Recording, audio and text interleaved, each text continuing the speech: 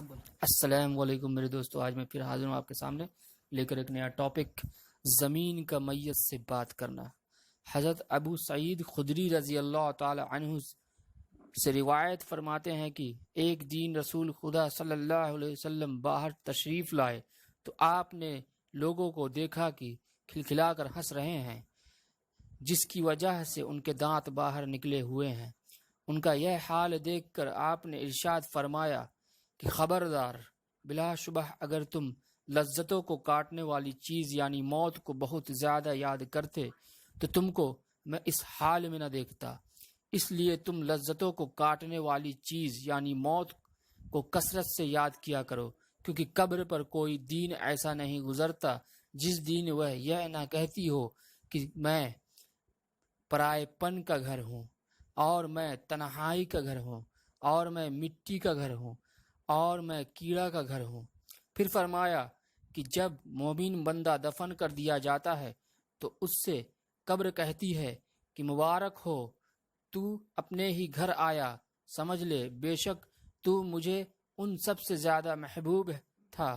جو تجھ پر چلتے ہیں۔ سو جب تو آج میرے سپرد کر دیا گیا ہے اور میرے پاس آ گیا ہے تو اب میرا سلوک دیکھے گا کہ میں تیرے ساتھ کیا اچھا سلوک کرتی ہوں۔ اس کے بعد جہاں تک نظر پہنچتی ہے وہاں تک قبر پھیل جاتی ہے اور اس کے لیے جنت کا ایک دروازہ کھول دیا جاتا ہے، اور جب کافر یا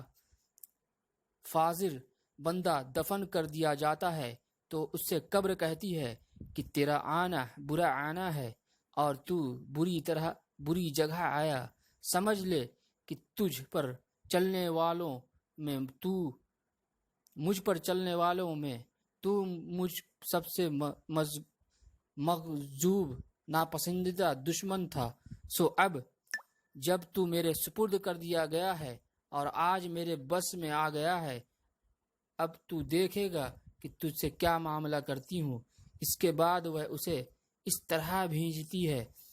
کہ اس کی دائیں پسلیاں اور بائیں پسلیوں میں اور بائیں پسلیاں دائیں پسلیوں میں گھس جاتی ہے۔ اس کو حضور اقدس صلی اللہ علیہ وسلم نے اس طرح ظاہر فرمایا کہ اپنے مبارک ہاتھ کی انگلیاں دوسرے ہاتھ کی انگلیاں میں داخل فرمائی۔ آج کا دوسرا ٹاپک ہے دوستوں، قبر کے عذاب سے بچے رہنے والے۔ حضرت محمد صلی اللہ علیہ وسلم سے ارشاد فرمایا کہ قسم ہے اس ذات کی جس کے قبضے میں میری جان ہے، جب میت کو قبر میں رکھ دیا جاتا ہے تو دفن کرنے کے بعد جب لوگ واپس ہوتے ہیں تو وہ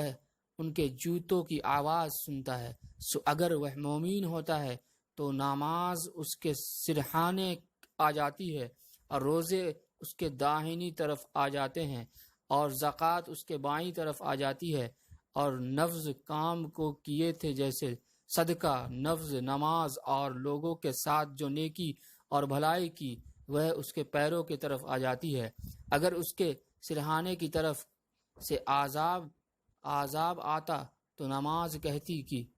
میری طرف سے جگہ نہ ملے گی، پھر اس کی داہنی طرف سے عذاب آتا تو روزے کہتی کہ ہماری طرف سے جگہ نہ ملے گی، پھر بائیں طرف سے عذاب آتا ہے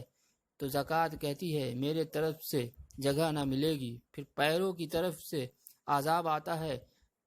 تو بھلے کام، صدقہ اور احسان کے کام جو لوگ کے ساتھ کیے تھے وہ کہتے ہیں کہ ہماری طرف سے جگہ نہ ملے گی۔ تو دوستوں آج میں اتنا ہی، اور کل میں آپ سے ملوں گا پھر سے۔ تو آپ میرے چینل کو لائک اور سبسکرائب کرنا نہ بھولیں اور کمنٹ بھی کریں۔